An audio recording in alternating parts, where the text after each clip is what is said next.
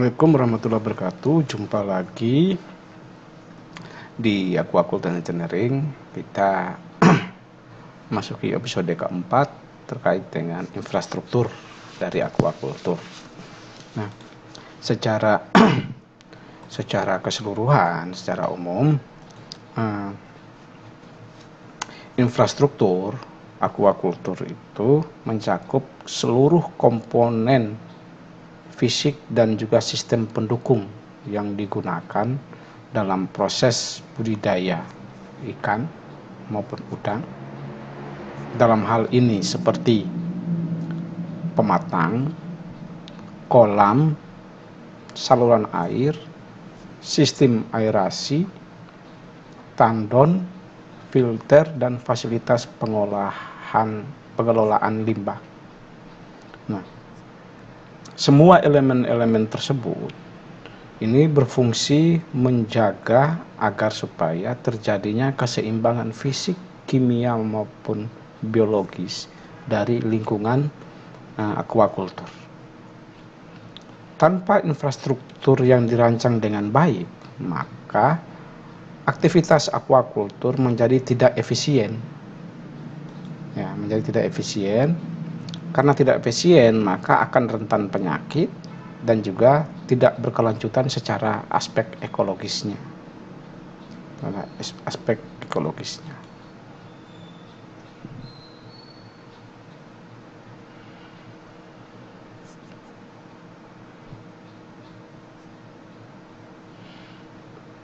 Nah, ada 4 hal utama yang menjadi catatan kritis di dalam infrastruktur, yaitu pondasi sistem aquaculturnya, ada juga efisiensi produksi, ada juga kesehatan ikan dan keberlanjutan lingkungan.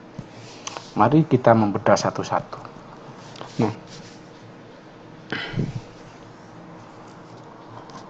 dalam sistem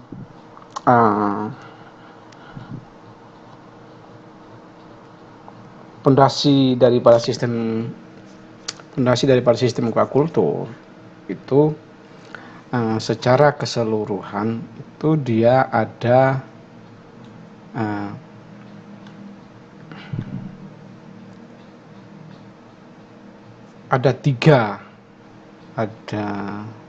tiga faktor yang mempengaruhi.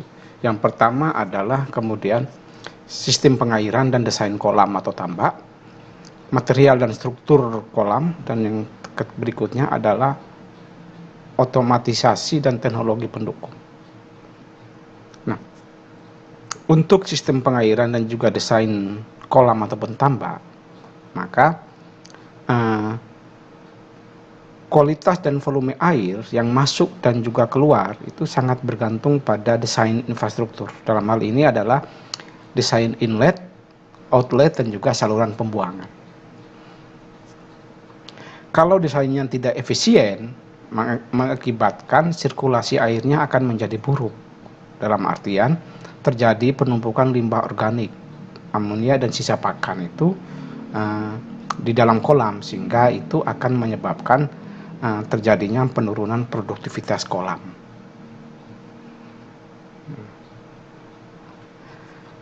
Tambak dengan tandon air dan juga sistem resirkulasi atau biasanya kita kenal dengan sistem RAS itu dapat memberikan efisiensi penggunaan air hingga 70 hingga 90%. Hal ini memberikan indikasi terjadinya pengurangan biaya operasional dan juga pada tebar ikan itu bisa kita tingkatkan.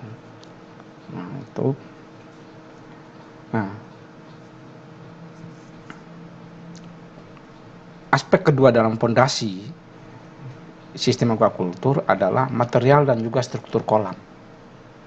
Nah, bahwasanya kolam beton maupun terpal ataupun HDPE memungkinkan kita mengontrol penuh terhadap kualitas air. Sedangkan pada sistem kolam tanah lebih alami, tetapi sulit untuk mengendalikan parameter kualitas air karena banyak hal yang mempengaruhi di sana. Ada tanah yang pecah-pecah, tanah retak segala macam. Itu yang muncul, atau juga munculnya predator, hama ya, terutama kepiting segala macam itu akan mempengaruhi, ataupun siput, keong itu akan menjadi pengganggu. Jadi banyak hal yang tidak bisa dikendalikan kalau pada sistem kolam tanah. Penggunaan beton dan HDPE ataupun terpal itu yang bagus itu akan mengurangi risiko kebocoran, ya, erosi maupun kontaminasi silang antar petak. Jadi kalau air, kalau tanah itu bisa terjadi rembesan, kalau beton maupun HDPE itu tidak terjadi kontaminasi antar petak muncul. Ada juga aspek yang mempengaruhi juga pada aspek fondasi sistem itu, ada otomatisasi dan juga teknologi pendukung. Dalam hal ini adalah infrastruktur modern dilengkapi dengan aerator otomatis, ya, sistem sensor oksigen, automatic feeder, ya, itu juga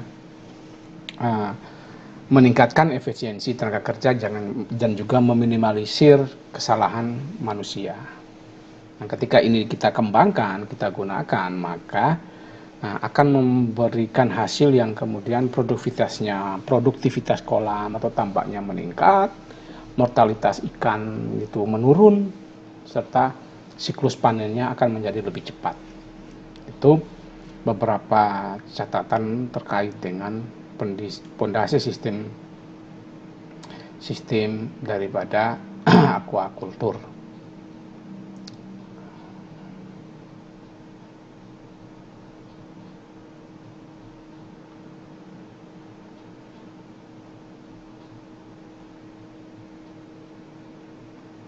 Nah, kita melihat yang berikutnya ini adalah pada aspek efisiensi produksi. Nah, dalam hal ini adalah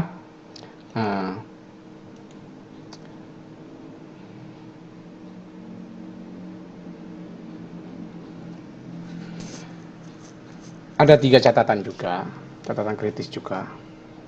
Memang ini menyangkut kualitas air dan oksigenasi, pengelolaan limbah dan patogen, serta pada tebal dan juga terkait dengan sistem pengairan. Sistem pengairan, desain kolam trial itu sudah, ya. Sudah kesehatan ikan, ya, kesehatan ikan. Kesehatan ikan ini dia berhubungan dengan kualitas air dan juga oksigenasi. Dalam hal ini adalah infrastruktur kemudian seperti aerator, pompa, maupun penggunaan biofilter itu akan menjaga kadar oksigen terlarutnya itu tetap optimal, ya, ini di atas 5 mg per liter. Sirkulasi air yang bagus ini mencegah terjadinya pembentukan lapisan anaerob di dasar kolam, sehingga kalau ini jangan sampai terjadi. Kalau terjadi, maka akan menghasilkan hidrogen sulfida atau H2S yang kemudian akan menjadi racun bagi ikan. Nah, pada aspek pengelolaan limbah dan patogen ini kita harus memperhatikan sistem pembuangan limbah dan juga sedimentasi. Nah, sistem pembuangan limbah dan sedimentasi ini harus dirancang dengan baik agar supaya dapat menurunkan konsentrasi amonia dan juga nitrit, sehingga diperlukan infrastruktur berupa tandon ataupun bak karantina untuk membantu mencegah terjadinya penyebaran penyakit maupun yang muncul di dalam lingkungan budidaya. Dan yang terakhir adalah kepadatan dan juga sistem sirkulasi air. Infrastruktur budidaya ataupun aquacultur itu dirancang untuk menyesuaikan volume air dengan biomasa ikan, sehingga agar supaya tetap terjaga kenyamanan hidup ikan dan mengurangi stres fisiologis. Nah, ketika stresnya ini minimalis, maka dia akan mempengaruhi peningkatan ketahanan imun dan tingkat kelangsungan hidup daripada organisme yang akan kita budidayakan. Dan yang terakhir, terkait dengan pengelolaan keberlanjutan lingkungan, maka ada pengelolaan limbah dan eutrofifikasi, konservasi energi dan air, serta integritas ekosistem dan restorasi. Nah, pengelolaan limbah dan eutrofifikasi, maka infrastruktur budidaya perairan atau infrastruktur aquacultur harus dilengkapi dengan kolam pengendapan ataupun settling pond, maupun constructed wetland yang berfungsi sebagai penyaring alami untuk menurunkan beban organik sebelum air buangan itu dilepas ke lingkungan. Nah, jadi ada kolam pengendapan, diendapkan dulu air buangan itu, kita kuras kolam, habis panen kita kuras, itu masuk dalam kolam pengendapan dulu, kolam ipal dulu masuk, diendapkan. Ada juga kalau tidak menggunakan treatment cukup diendapkan, setelah itu baru nanti dibuang. Nah, kalau punya treatment, dilakukan treatment dulu. Nah, itu dengan sistem itu, dengan sistem ada kolam pengendapan, maka potensi ledakan alga atau eutrofifikasi di perairan itu dapat diminimalisir. Nah, terkait dengan konservasi energi dan air, maka desain infrastruktur ini harus berorientasi untuk keberlanjutan. Dalam hal ini dengan bisa menggunakan pompa panel surya, sistem resirkulasi tertutup atau RAS, penggunaan daripada penggunaan ulang air, reuse system, sehingga mengurangi ketergantungan terhadap sumber daya alam. Dan yang berikutnya terkait dengan integritas ekosistem dan juga restorasi, ini diwajibkan penggunaan infrastruktur yang ramah lingkungan. Nah, biasanya menggunakan IMTA, Integrated Multi-Trophic Aquaculture, di mana budidaya yang kemudian budidaya polikultur. Jadi di dalam itu ada kemudian udang, ada ikan, ada rumput laut, ada kerang, bisa dijadikan satu dalam tambak IMTA itu. Jadi limbah ikan itu dimanfaatkan, atau udang itu dimanfaatkan untuk organisme lain hidup. Jadi kalau kita pakai udang sama rumput laut dan juga ataupun kerang, maka limbah daripada feses, sisa pakan itu akan berguna untuk pertumbuhan rumput laut. Nah, rumput laut itu nanti melakukan fotosintesis untuk penyediaan oksigen terlarut, dan juga salah satu sumber makanan bagi ikan, udang ataupun ikan juga. Itu terkait dengan keberlanjutan lingkungan. Nah, ini beberapa aspek yang menjadi catatan, baik itu pada produksi, kesehatan ikan maupun lingkungan, perannya infrastruktur dan juga dampak akhir yang dimunculkan. Selanjutnya coba kita melihat terkait dengan komponen utama dari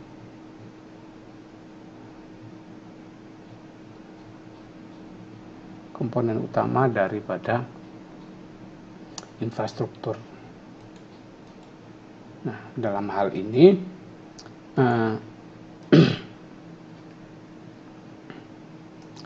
kita melihat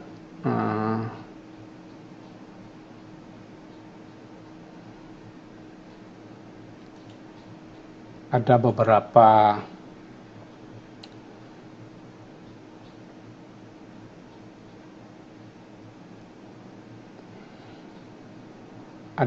hal. Nah, yang pertama adalah kemudian untuk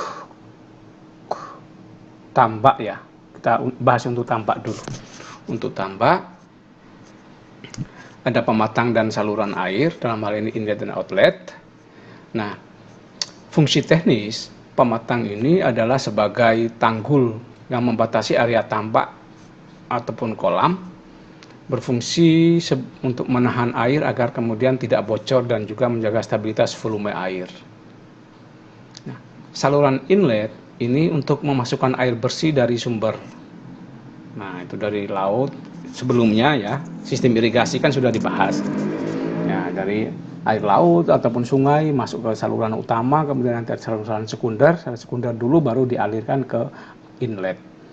Nah, jadi menjaga memasukkan fungsi air bersih ini dari sumbernya. Nah, sedangkan outlet itu digunakan untuk pembuangan air kotor, ya, pembuangan air kotor dari area pemeliharaan. Nah, ideal sistem inlet ini sistem saluran ini punya ketinggian yang berbeda agar kemudian aliran air itu bisa berjalan secara gravitasi untuk mengurangi penggunaan pompa, dan kalau penggunaan pompa dikurangi maka efisiensi biaya juga dikurangi di sana.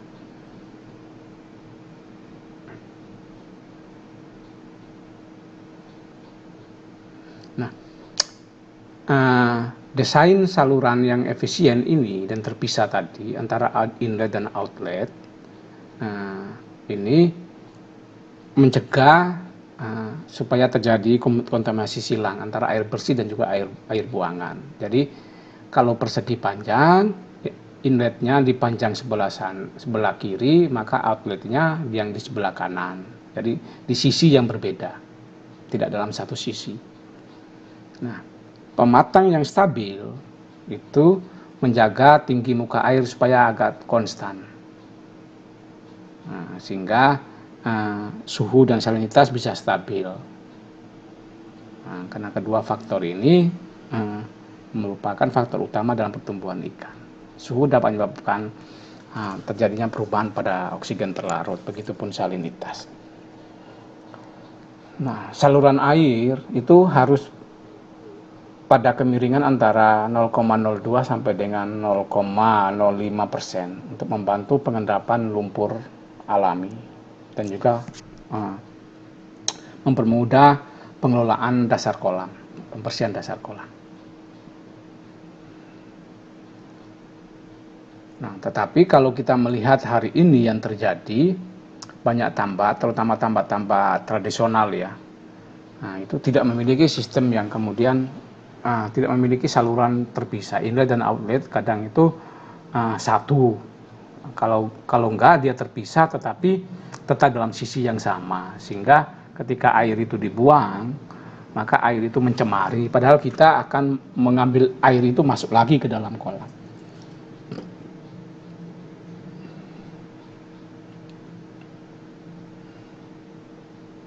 Nah, pematang juga sering mengalami erosi dan juga kebocoran, sehingga fluktuasi air dan kehilangan air cukup banyak terjadi di sana. Oleh karena itu, dalam 10-15 tahun terakhir ini itu kan sudah mulai penggunaan HDPE maupun geotekstil untuk stabilitas pematang dan juga mencegah kehilangan air yang terjadi. Nah, kalau pada aspek kincir air atau aerator atau sirkulasi oksigen,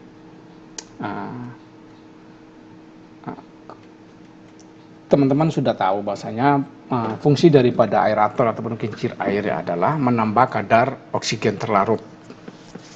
Nah, yang pertama, yang kedua adalah menghomogenkan suhu dan sebaran nutrien dalam air serta mendorong kotoran itu ke titik pengendapan agar mudah kemudian dibuang.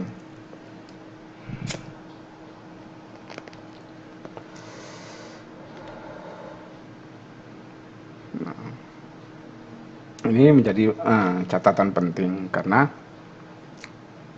oksigen terlarut itu kalau dia di bawah dari 4 mg per liter itu akan menyebabkan kurang dari 4 mg per liter itu akan menyebabkan stres. Kalau sudah stres maka nafsu makannya turun. Ketika nafsu makannya turun maka pertumbuhan juga berjalan lamban.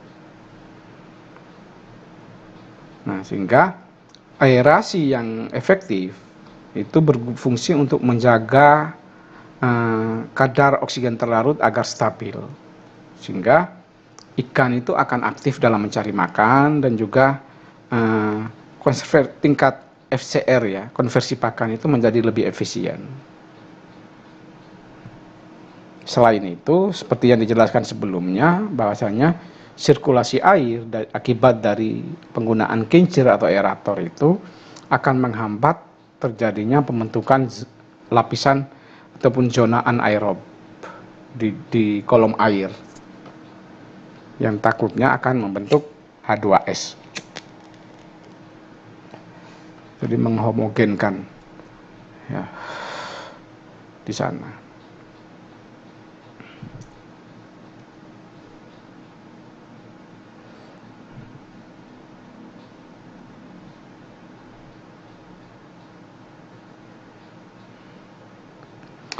Selanjutnya adalah kemudian pintu air. Pintu air ini dia mengatur aliran air masuk dan keluar dari tambak, terutama pada tambak-tambak yang pada pasang surut itu ya.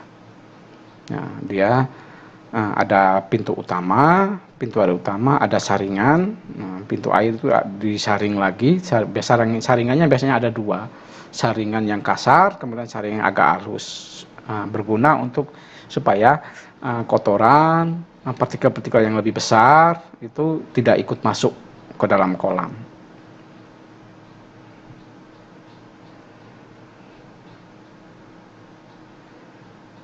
Di sana. Yang berikutnya adalah peta pemeliharaan. Peta pemeliharaan ini kolam inti itu tempat ikan atau udang dipelihara, dibudidayakan. Biasanya persegi panjang, ya, misalnya persegi panjang. Kedalamannya disesuaikan.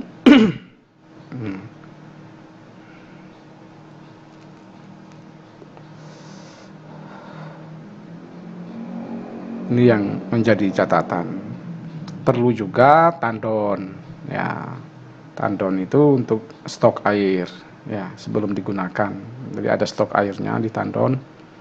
Nah, karena di tandon itu terjadi aktivitas sedimentasi, ada filter biologis di sana untuk menjaga air itu supaya bagus. Juga bisa dilakukan oksigenasi awal di sana, bisa ditaruh kincir juga di sana oksigenasi.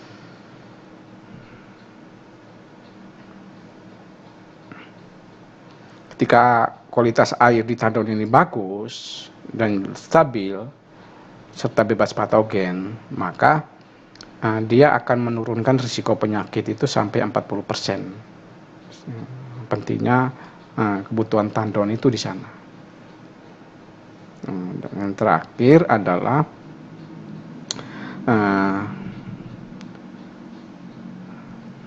saluran pembuangan limbah. Nah, saluran pembuangan limbah ini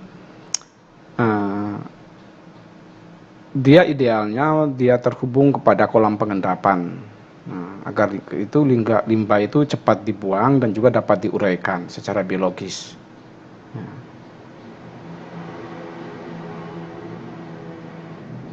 Ini agar supaya air yang dibuang itu sudah sesuai dengan standar baku mutu air, ya. Jadi tapi ada beberapa catatan, banyak kemudian tambah nakal kita, ataupun ya hampir semuanya ya, hampir ya 90% itu tambah itu masih membuang air limbah itu langsung ke laut tanpa kemudian diendapkan terlebih dahulu, sehingga lama kelamaan kualitas air pada pesisir itu akan menurun, dan juga makin meningkatnya wabah penyakit. Kita tahu udang itu ada white spot, ada vibrio segala macam. Jadi ketika itu tanpa kita kelola dulu limbah budidaya itu, maka potensi virus itu, vibrio itu akan semakin banyak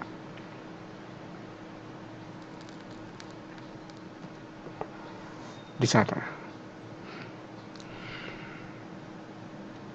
Nah, keempat komponen ini ya, keempat komponen tersebut dari pematang, kincir, pintu air, peta pemeliharaan semacam ini.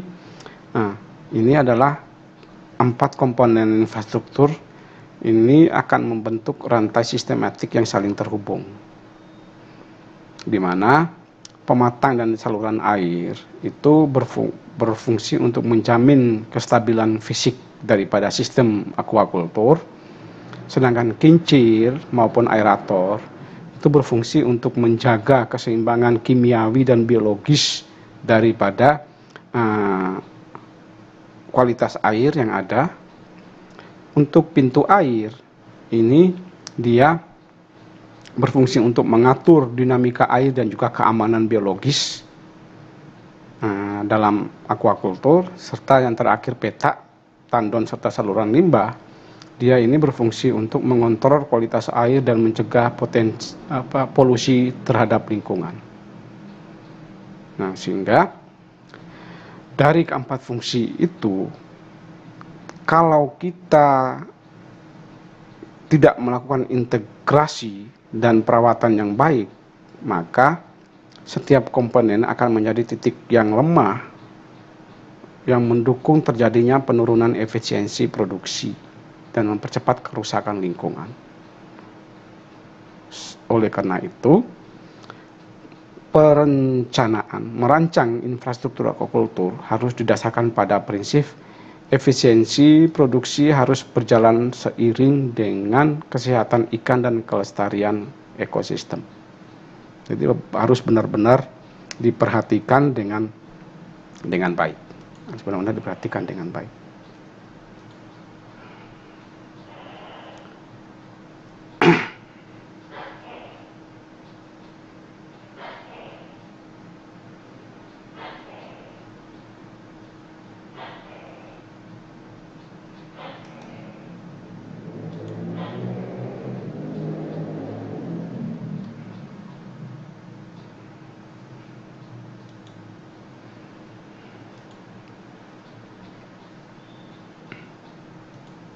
Selanjutnya kita akan melihat pada aspek kolam ya, Kalau pada kolam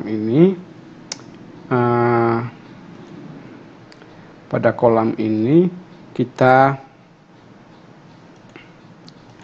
melihat hampir sama, secara keseluruhan hampir sama. Di kolam itu terkait ada kolam tanah, beton maupun terpal, ada sistem erosinya juga sama, ada saluran masuk dan keluar juga, ada juga sarana pemberian pakan dan juga panen. Nah, untuk yang pertama terkait dengan kolam,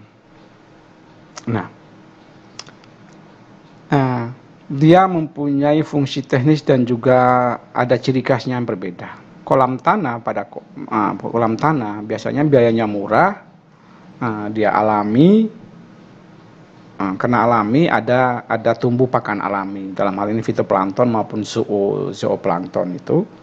Tetapi dia rentan bocor, sulit untuk dikontrol kualitas airnya, dan juga potensi penyakitnya tinggi karena ada pengaruh dari dasar kolamnya tanah tadi. Nah, pada kolam beton itu mudah kita kontrol, tingkat awetnya bagus, contoh untuk sistem budidaya intensif ataupun RAS ya, dan juga tetapi biaya investasinya tinggi di awal. Membikin kolam beton itu kan perlu dana yang tinggi. Suhu airnya juga cepat berubah karena beton kan. Panasnya siang panas, kena matahari, malamnya dingin. Nah, itu. Sedangkan pada kolam terpal, pada kolam terpal, dia fleksibel, mudah dipasang, kemudian dia cocok untuk kemudian lahan yang sempit, ya, lahannya kita sempit atau lahan yang sementara itu bisa. Umurnya tapi umur terpalnya terbatas, dia 3 sampai 5 tahun lah, harus ganti terpal baru. Suhunya fluktuatif, sehingga untuk mencegah ini, penggunaan kolam terpal ini biasanya di bawah kolam terpal itu dipasang geotek. Nah, kalau nggak ada geotek, biasanya selain pasir itu geotek untuk menjaga stabilitas fluktuasi tadi, menjaga fluktuasi suhu tadi itu supaya tidak terlalu besar fluktuasinya.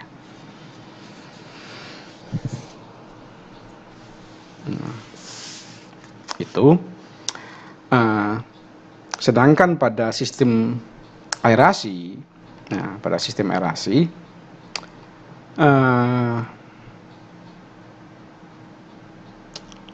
fungsi teknisnya dia aerasi seperti tadi ya, menambah kadar oksigen terlarut, membantu terjadinya dekomposisi bahan organik serta mencegah stratifikasi suhu. Nah, sedangkan untuk filtrasi air itu ada 3 ya, filtrasi mekanik ya, untuk menyaring partikel padat, ada biologis, untuk penguraian limbah, penguraian amonia dan nitrit, dan juga ada filtrasi kimia, penggunaan karbon aktif atau zeolit untuk menyerap zat yang berbahaya. Nah, sistem aerasi ini dia ketika sistem aerasi ini baik, maka meningkatkan aktivitas metabolisme ikan. Ketika aktivitas metabolisme ikan itu meningkat, maka pertumbuhannya akan cepat dan juga angka kematian itu akan menurun. Akan menurun. Tuh.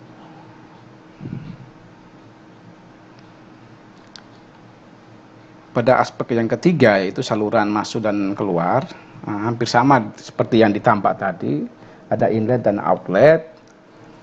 Ya, kalau inlet mengalirkan air ke dalam kolam, kalau bisa dipasangi filter atau saringan, ya,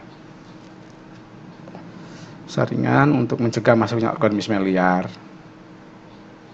Saluran keluar juga sama, dia membuang air berlebih atau limbah dari kolam. Alangkah baiknya saluran keluar ini lebih rendah dari saluran outlet supaya memudahkan untuk pengurasan.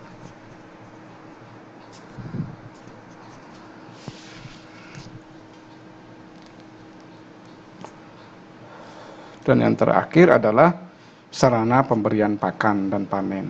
Nah, sarana pemberian pakan dan panen ini bisa berupa alat pemberian pakan otomatis atau automatic feeder. Ada juga bisa pipa distribusi pakan atau sistem manual, ya, sistem manual yang biasa digunakan. Nah, tujuannya semuanya sama, yaitu kemudian mendistribusikan pakan secara merata dan efisien, agar supaya pakan itu tidak menumpuk di satu tempat di dasar kolam.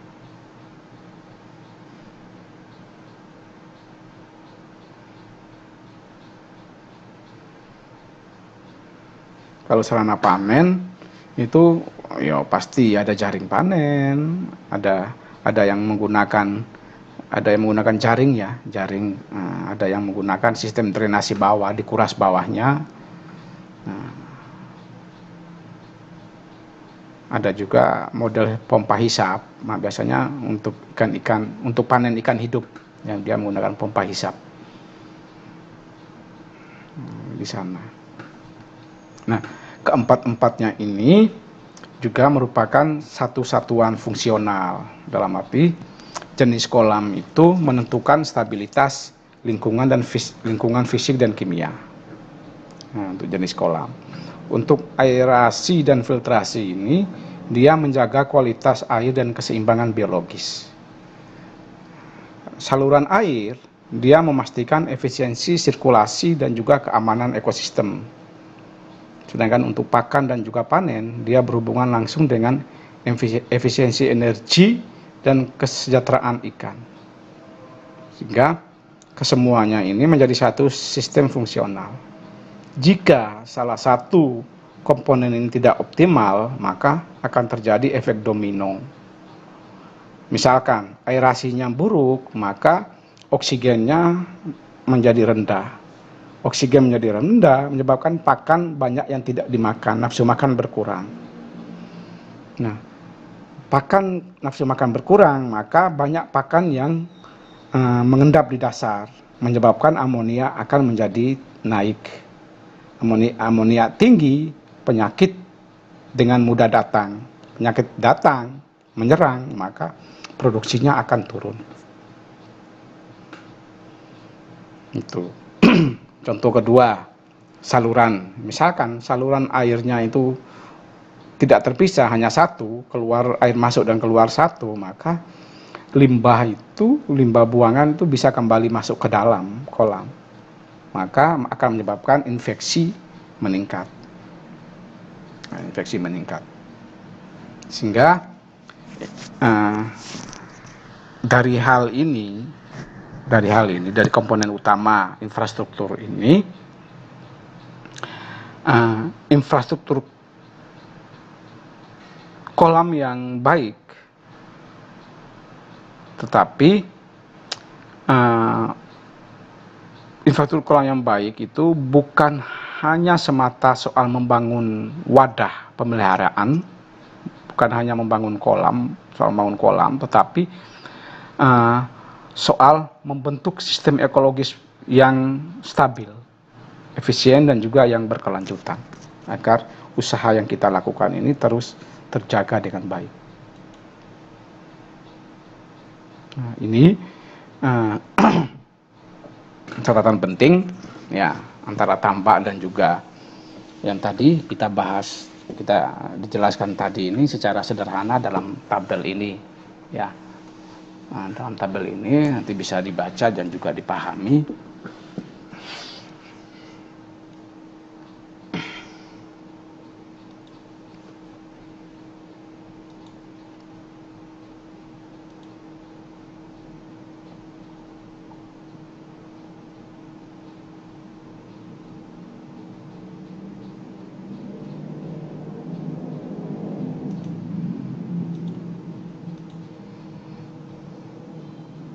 Nah, berikutnya kita akan mencoba melihat kemudian analisis kritis terhadap aspek teknis dan juga aspek produktivitas, di mana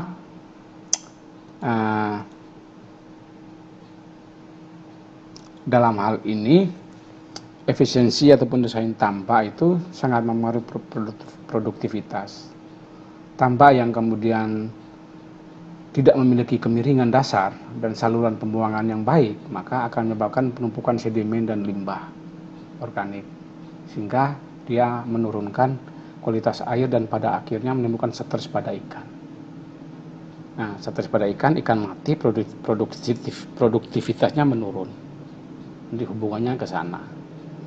Penggunaan aerator ataupun sistem resirkulasi air atau sistem RAS pada kolam yang modern itu sangat membantu meningkatkan padat tebar dan juga efisiensi pakan.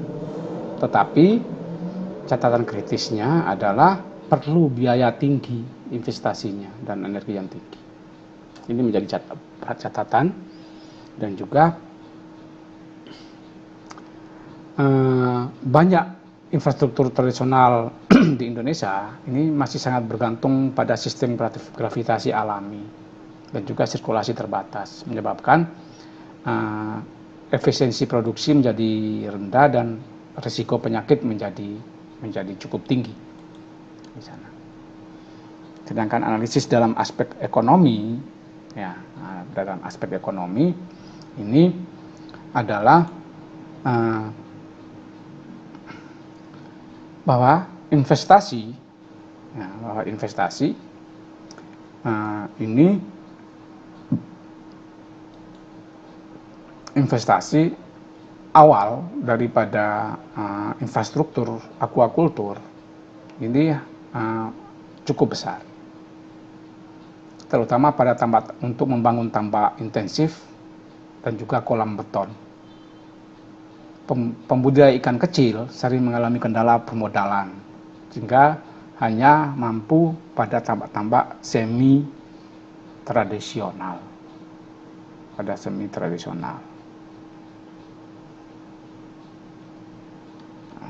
Itu yang terjadi.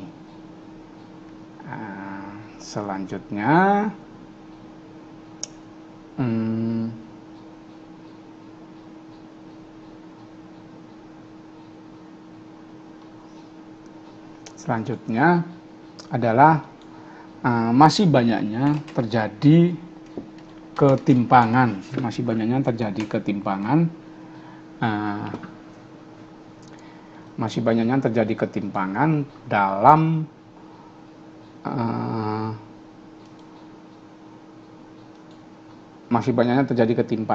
dalam akses infrastruktur.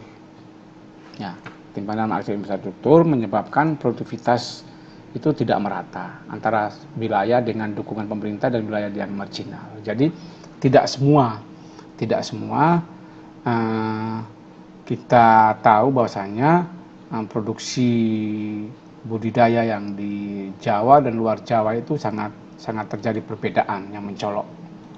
Nah, karena ketimpangan akses infrastruktur tadi itu menyebabkan terjadi perbedaan ini.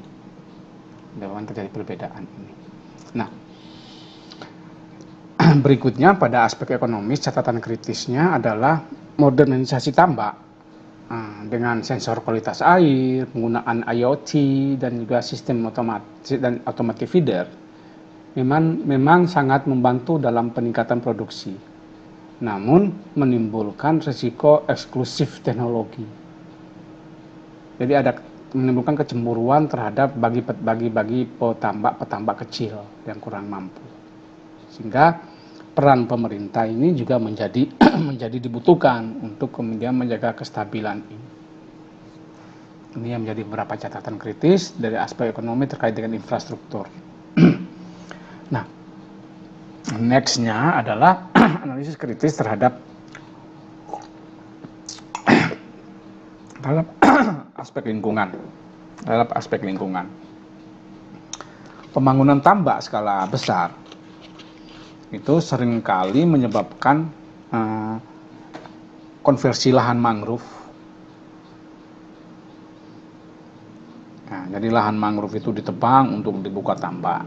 Nah, hal ini sudah pasti akan menurunkan keanekaragaman hayati dan juga meningkatkan kerentanan pesisir terhadap abrasi.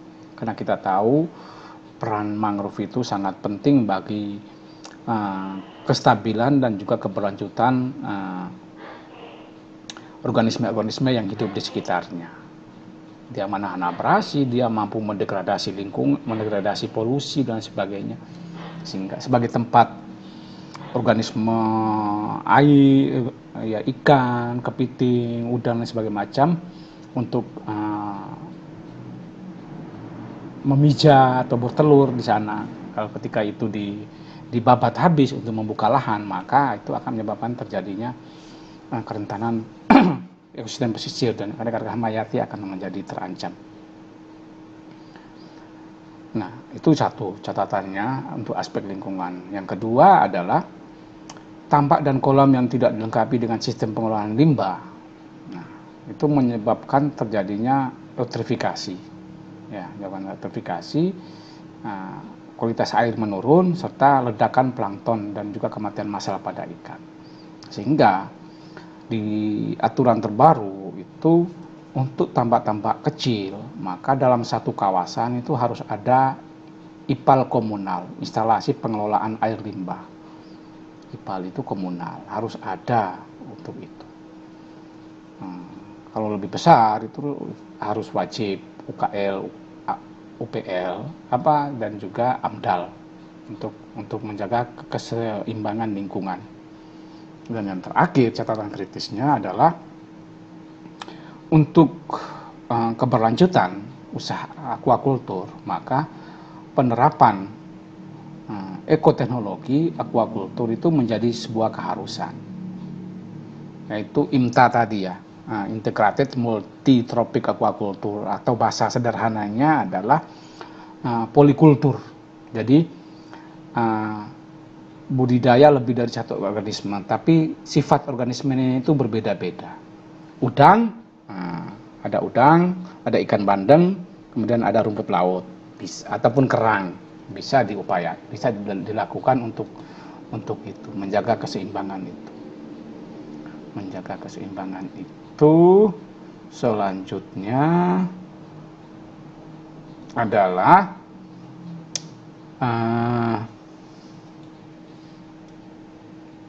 sistem bioflok yang mulai dikembangkan sekarang. Ya, sistem bioflok yang mulai dikembangkan sekarang itu juga memanfaatkan sisa-sisa pakan itu menjadi sumber energi baru. Yang terakhir adalah penggunaan construction wetland untuk mengolah limbah secara alami. Ini dilakukan.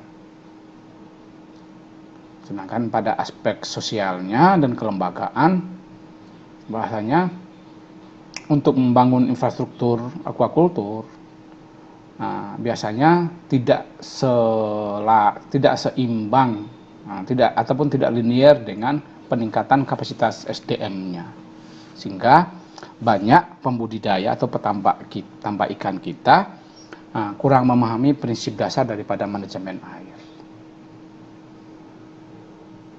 Nah, konflik lahan antara masyarakat pesisir, industri, dan juga konservasi itu sering terjadi di masyarakat. Nah, sehingga untuk membuka ini, maka tadi ya di materi sebelumnya, pertemuan keberapa itu yang lokasi itu adalah harus sesuai dengan RT RW, RZWP 3K, dan harus bebas dari sengketa lahan atau konflik lahan, itu harus bebas dari sana. Dan yang ketiga,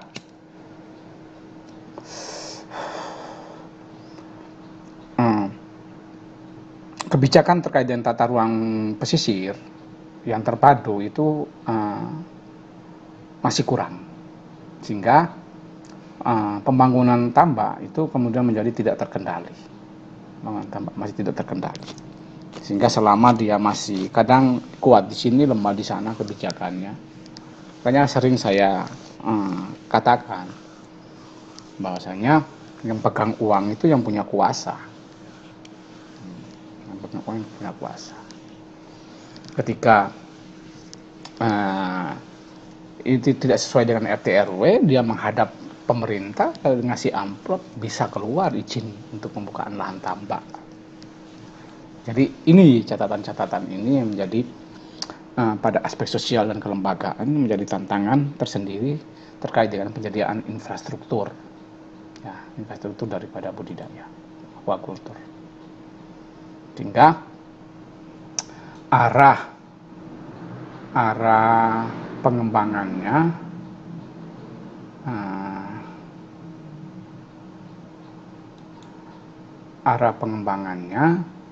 menjadi ini diantaranya adalah desain infrastruktur itu harus adaptif terhadap iklim. Dalam hal ini kita harus mendesain itu harus kemudian memperhitungkan perubahan suhu, curah hujan, dan juga intrusi air laut. Nah, ini harus diperhatikan. Juga penerapan resirkulasi air dan juga bioflok untuk efisiensi air dan pakan juga menjadi pertimbangan tersendiri. Perlu melakukan revitalisasi tambak tradisional dengan teknologi sederhana seperti penggunaan pompa tenaga surya ataupun aerator yang hemat energi juga menjadi penting. Tadi IMTA tadi, integrated itu tadi, polikultur tadi, integrasi ekosistem untuk agar bisa seimbang ekologisnya. Dan yang terakhir, kolaborasi multi pihak antara pemerintah, akademisi dan juga komunitas lokal untuk perencanaan dan juga manajemen infrastruktur yang kemudian berkelanjutan. Ini juga jadi catatan-catatan penting dalam pengembangan aquaculture. Tuh teman-teman bisa dipahami dengan baik terkait hal-hal yang berhubungan dengan infrastruktur aquaculture. Jadi padanya sebagus apapun infrastruktur itu harus disesuaikan ya, dengan beberapa aspek tadi. Oke, itu yang bisa disampaikan. Kita ketemu lagi di episode selanjutnya. Terima kasih. Billahi taufiq wal hidayah. Wassalamualaikum warahmatullahi wabarakatuh.